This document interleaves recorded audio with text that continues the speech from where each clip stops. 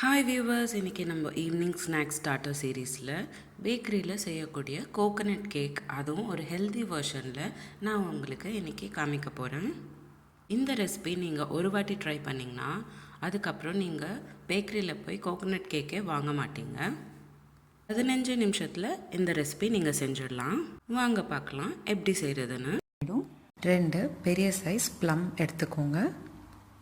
தண்ணியில் நல்லா வாஷ் பண்ணிவிட்டு சின்ன சின்ன பீசஸாக பண்ணிவிட்டு ஒரு பவுலில் 1/2 கிளாஸ் அளவுக்கு தண்ணி எடுத்துக்கிட்டு கட் பண்ணி வச்சுருக்கிற ப்ளம்ஸை நம்ம அதில் சேர்த்துக்கணும். 10 நிமிஷம் போல் இந்த ப்ளம்ஸ் நல்லா வேகிற வரைக்கும் குக் பண்ணிக்கணும். இப்போ பார்த்திங்கன்னா ப்ளம்ஸ் எல்லாம் நல்லா வெந்திருக்கு. இப்போ நம்ம வேக வச்ச ப்ளம் நல்ல சூடு கம்மியானதுக்கப்புறம் மிக்ஸி ஜாரில் சேர்த்துக்கணும். நீங்கள் மிக்ஸி ஜாரில் ப்ளம் சேர்த்துக்கிறப்போ வேக வச்ச ப்ளம்மில் இருக்கிற தண்ணியை ஸ்ட்ரெயின் பண்ணிவிட்டு பாயில் பண்ண ப்ளம் மட்டும் எடுத்து பிளெண்ட் பண்ணிக்கோங்க. பிளெண்ட் பண்ணிங்கன்னா ப்ளம் பியூரி ரெடி ஆகிடும். இப்போது நம்ம இந்த பியூரியை ஒரு பாத்திரத்தில் மாற்றிக்கிட்டு கூடவே நம்ம எவ்வளோ ப்ளம் பியூரி சேர்த்துக்கிட்டோமோ அதே அளவுக்கு வெல்லமும் சேர்த்துக்கணும். வெல்லம் நம்ம சேர்த்தக்கப்புறம் நல்லா மிக்ஸ் பண்ணிக்கோங்க. இப்போது நம்ம இந்த பியூரியை 10 நிமிஷம் போல் குக் பண்ணிக்கணும். ப்ளம் பியூரி நல்லா திக் கன்சிஸ்டன்சியில் மாறிட்டு வரும். அதே மாதிரி நுரை கூட கொஞ்சம் அதிகமாக வர ஸ்டார்ட் ஆகும். இந்த ஸ்டேஜில் நம்ம ஜாம் ரெடி ஆகிட்டுருக்குன்னு அர்த்தம். நீங்கள் ஒரு கரண்டியில்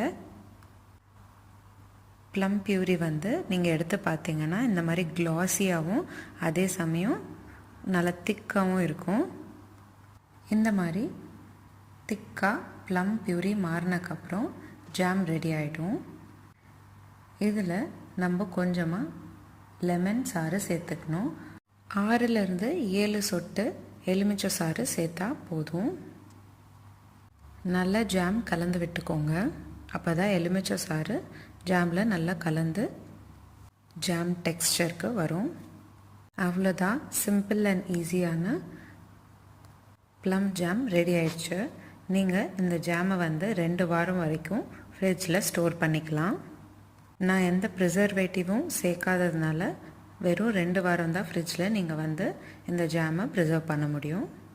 இப்போது நம்ம பிரெட் ஸ்லைஸ் எடுத்துக்கிட்டு திக்காக இருக்கிற லேயர் தின்னாக செஞ்சுக்கணும். நான் வீடியோவில் காட்டுற மாதிரி நீங்கள் சப்பாத்தி கட்டையில் ரோல் பண்ணிங்கன்னா பிரெட் ஸ்லைஸ் தின்னாக மாறிடும். பார்த்தீங்களா எவ்வளோ தின்னாக மாறிடுச்சு.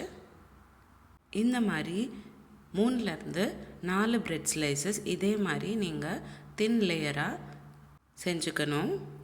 நான் வீடியோவில் காட்டுற மாதிரி ஒரு பிரெட் பக்கத்தில் இன்னொரு பிரெட் சேர்த்துக்கிட்டு எல்லாமே ஒரே சைஸுக்கு வர மாதிரி பிரெட்ஸை நல்லா ஃப்ளாட்டாக அதே சமயம் தின்னாக ரோல் பண்ணிக்கணும். அடுத்து நம்ம செஞ்சு வச்சுருக்கிற ப்ளம் ஜாம் 3 பிரெட்லேயும் தடவிக்கணும். உங்ககிட்ட பட்டர் நைஃப் இருந்ததுன்னா அதை வச்சு நீங்கள் ஸ்ப்ரெட் பண்ணிக்கலாம். ஈவனாக வரும். இப்போது எல்லா பிரெட் மேலேயும் நீங்கள் ஈவனாக ஜாம் தடவிக்கணும். உங்களுக்கு எவ்வளோ ஸ்வீட் தேவைப்படுதோ கேக்கில் அதுக்கேற்ற மாதிரி நீங்கள் ஜாம் தடவிக்கணும். நம்ம 3 பிரெட் சேர்த்துக்கிட்டதுனால நடுவில் இருக்கிற பிரெட் ஃபர்ஸ்ட் பிரெட்டும் 3rd பிரெட்டும் ஜாயின் பண்ணுது. அதனால் நம்ம ஜாயின்ஸில் கூட நம்ம ஜாம் சேர்த்துக்கணும். 2வது பிரெட் கொஞ்சம் மேலே தூக்கிட்டு கீழே ஃபர்ஸ்ட் பிரெட்க்கும் 3rd பிரெட்க்கும் நீங்கள் தடவி விடுங்க. நீங்கள் எல்லா 3 பிரெட்டுக்கும் ஜாம் தடவினக்கப்புறம் பார்க்குறதுக்கு இப்படி தான் இருக்கும். பிரெட் ஸ்லைஸோட சைட்ஸில் நம்ம ஜாம் சேர்த்துக்கணுன்ற அவசியம் கிடையாது. உங்களுக்கு தேவைப்பட்டால் நீங்கள் சேர்த்துக்கலாம்.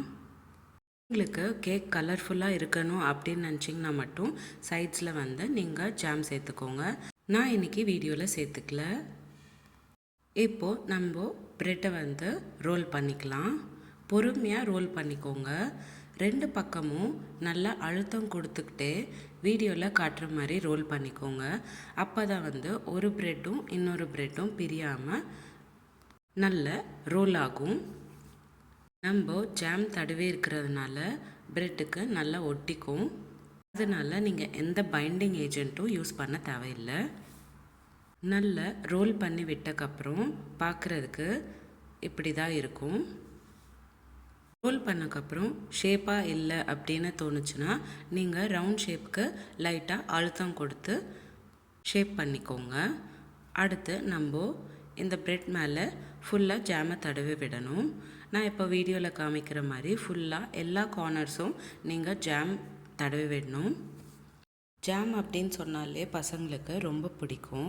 அதனால் இந்த ரெசிபி நீங்கள் கிட்ஸ் லஞ்ச் பாக்ஸ்க்கும் நீங்கள் செஞ்சு கொடுக்கலாம். அடுத்து நம்ம லாஸ்ட்டாக வந்து துருவின கோகோனட் சேர்த்துக்கணும். நான் இன்றைக்கி ஃப்ரெஷ் கோகோனட் துருவிட்டு அதை வந்து கேக் மேலே சேர்த்துக்கிறேன். எல்லா பக்கமும் ஈவனாக வர மாதிரி நீங்கள் ஃப்ரெஷ் கோகோனட் சேர்த்துக்கோங்க. டைம் எடுத்துக்கிட்டு எல்லா பக்கமும் துருவின கோகோனட் சேர்த்துக்கோங்க. அடுத்து வீடியோவில் காட்டுற மாதிரி ஸ்லைஸ் பண்ணிக்கோங்க. அவ்வளோதான், 15 நிமிஷத்தில் ஹெல்தியான பேக்கரியில் செய்யக்கூடிய கோகோனட் கேக் ரெடி ஆயிடுச்சு. உங்களுக்கு இந்த வீடியோ பிடிச்சிருந்தா லைக் பண்ணுங்கள், ஷேர் பண்ணுங்கள். இந்த ரெசிபி ட்ரை பண்ணிவிட்டு எப்படி இருந்ததுன்னு எனக்கு கமெண்ட் பாக்ஸில் கமெண்ட் பண்ணுங்கள். டெய்லி இந்த மாதிரி ஒரு ரெசிபி பார்க்குறதுக்கு என்னோடய சேனல் சப்ஸ்கிரைப் பண்ணிக்கோங்க. மீண்டும் சந்திப்போம் ஒரு சுவையான ரெசிபியுடன். தேங்க்யூ.